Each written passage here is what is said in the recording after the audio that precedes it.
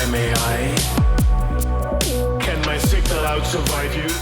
Hi everyone, here is another Parallax Maker tutorial. This time we will be talking about importing the output from Parallax Maker into Unreal Engine. For importing the GLTF scene, we just used the import defaults from Unreal Engine.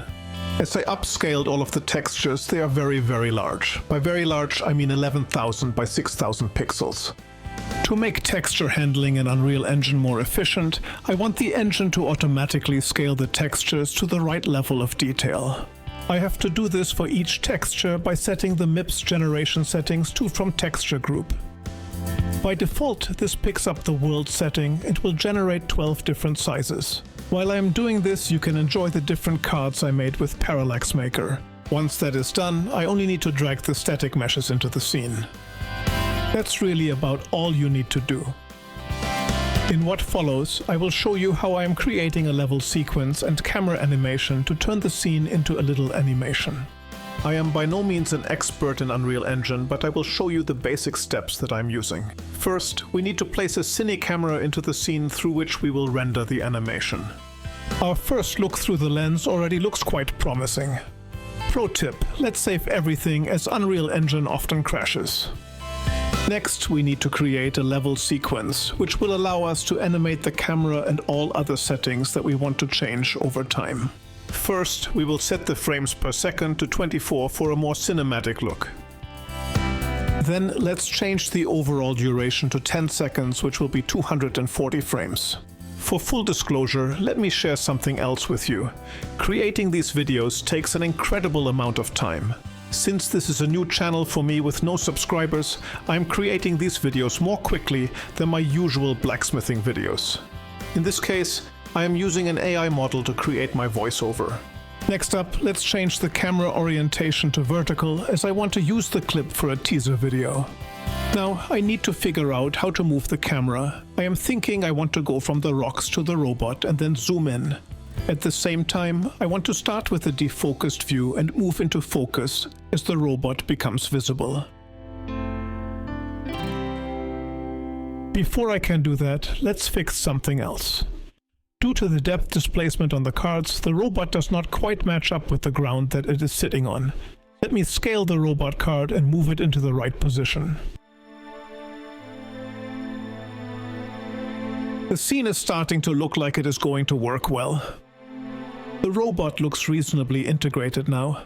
While there are other problems, such as the depth displacement not looking right in some places, the logo we are going to place over the animation will likely hide them.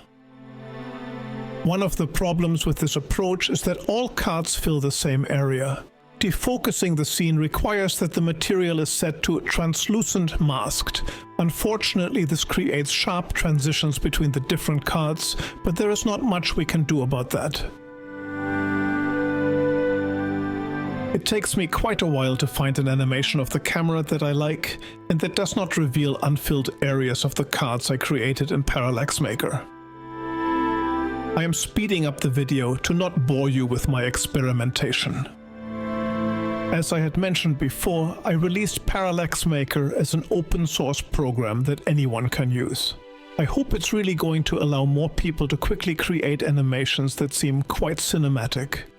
In combination with tools such as Blender or Unreal Engine, I believe it's opening up a lot of creative possibilities. To make the scene look more convincing, let's add a real 3D element. Using Quixel Bridge, I'm hoping to find a stone that might make a convincing moon rock that can float and rotate in front of our robot.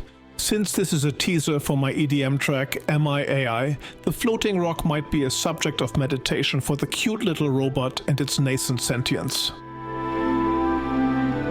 One of the challenges that we will have to solve is that the scene is unlit. By that I mean that the cards are using emissive materials and are not lit by the scene in a traditional sense.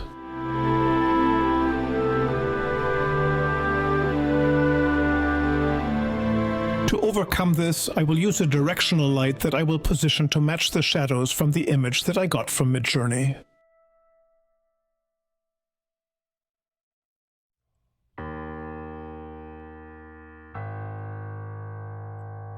As the scene has a lot of blue in the highlights, let's try to roughly match the color.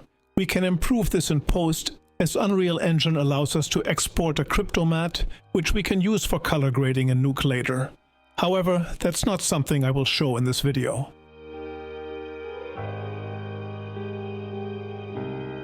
To get the effect of a full 3D scene, we need to animate the rock. I imagine that it's floating in front of the robot in a very low gravity environment.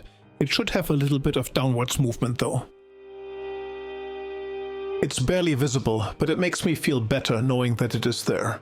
We would not want our highly realistic scene to be burdened with elements that are physically impossible. That would just not do it all.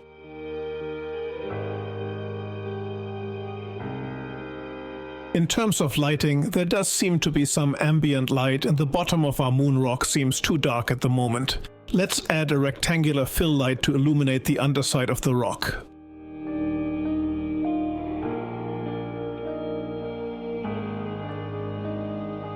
As you can see, I'm struggling with 3D placement, but it just takes a moment to subdue the light and get it in the right spot.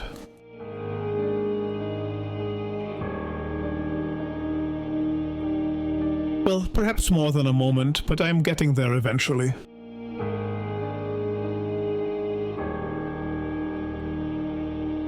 After a lot of back and forth, I am happy with the overall scene and animation. The only step that is remaining is to go to Unreal's movie render queue and render out the animation.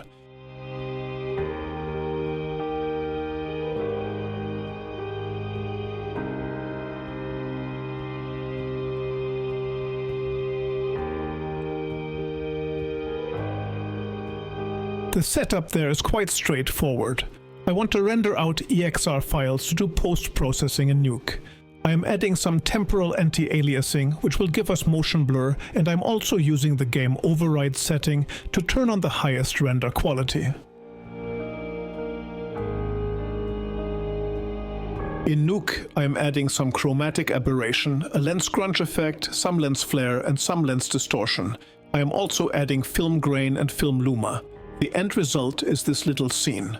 I hope you like it.